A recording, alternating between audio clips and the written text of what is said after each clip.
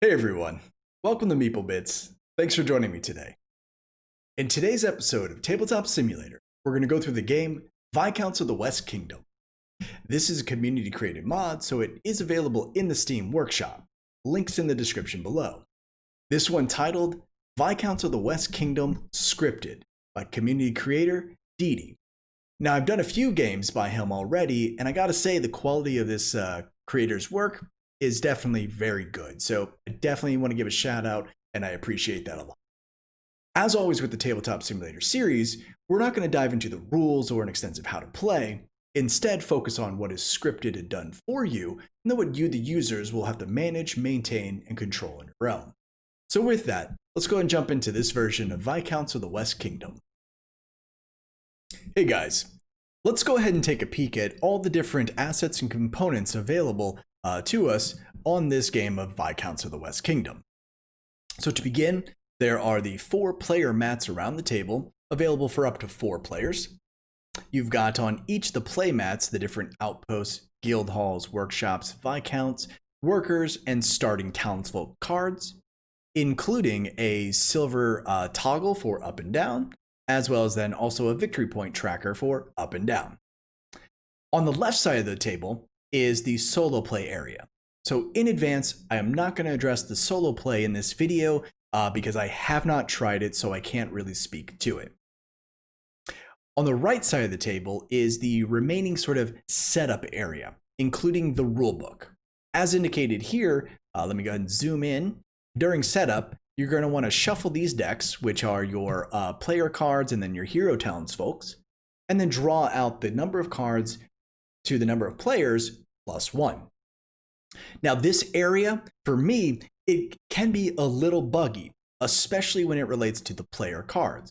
Whenever I'm drawing a card and trying to set up this sort of draw area, it gets a little bit weird, right? So I have to sort of pivot the camera so that I can find the right positioning so that it doesn't do that. But what you want to do is, oh wow, that's still not the right area for me. Nope. There we go. So you want to draw out in a 2-player game, which is what we're setting up here, 3 cards. And in a 4-player game, 3-player game, you pull out 4, so on and so forth. This is going to be the next stage of setup, which I'll address in just a moment. So additionally, we've got the main play area, which also will have the different places, and this will get scripted and set up in just a moment.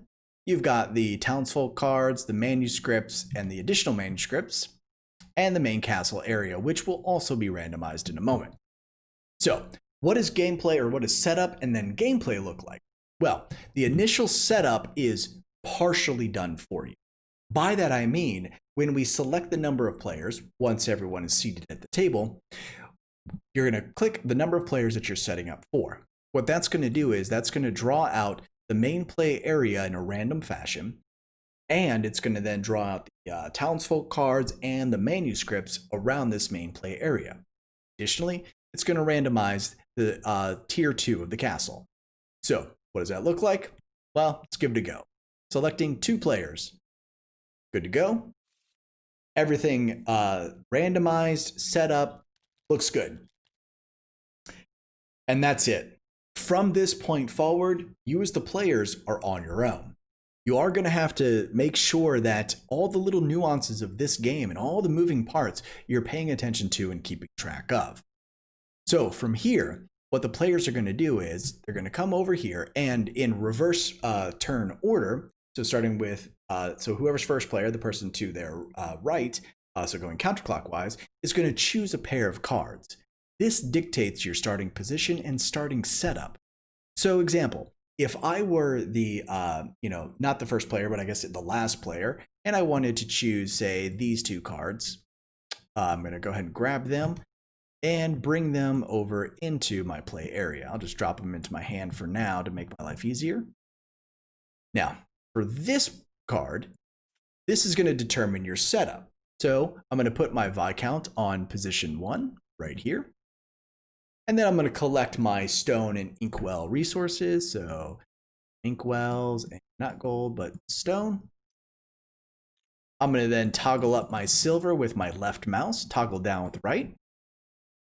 I would then collect any additional deeds and debts. And then the other card, the Hero Townsfolk, I'm going to put into my deck and then shuffle him in, drawing up then my 3 cards for my starting hand. Next, the other piece that is not done for you in setup, which again, I think it could be because it is set to a number of players, is setting up the deeds and the debts. You are going to have to do this on your own. So it doesn't take in consideration the number of players that you've chosen and then fill in those pieces for you. So you as the player will have to do that on your own. For the deeds, in a 1 and 2 player game, it's 12 deeds. In a 3, it's 16, and in a 4, it's 20. Keep in mind that it's different for the debts. It's 12, 12, 15, 18. So in this 2-player game, it is the same for both sides, so we're going to go ahead and fill in 12 deeds and 12 debts. Now there's no easy way that I'm aware of, so what I do is I just pull out one of the assets and then right-click for the rest of them. So that's 1, 2, 3, 4, 5, 6, 7, 8, 9, 10, 11, 12. And then just drop it on top of the area as indicated here. Do the same for the debt. 3, 4, 6, 7, 8, 9, 10, 11, 12. And then drop it in. And then this is going to be your kind of triggering event for endgame scenario. So once each of these decks are, whichever one of these decks are depleted, will then trigger an endgame.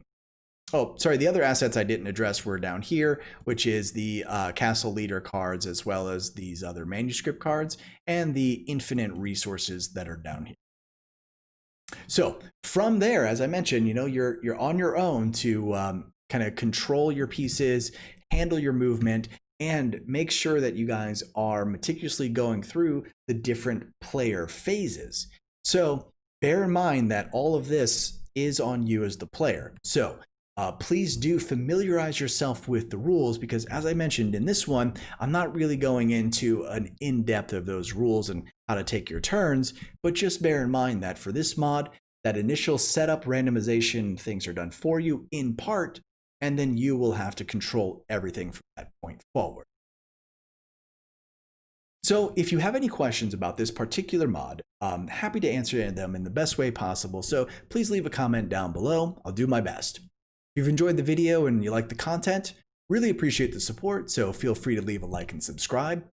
And I guess until next time, guys, thanks so much for watching.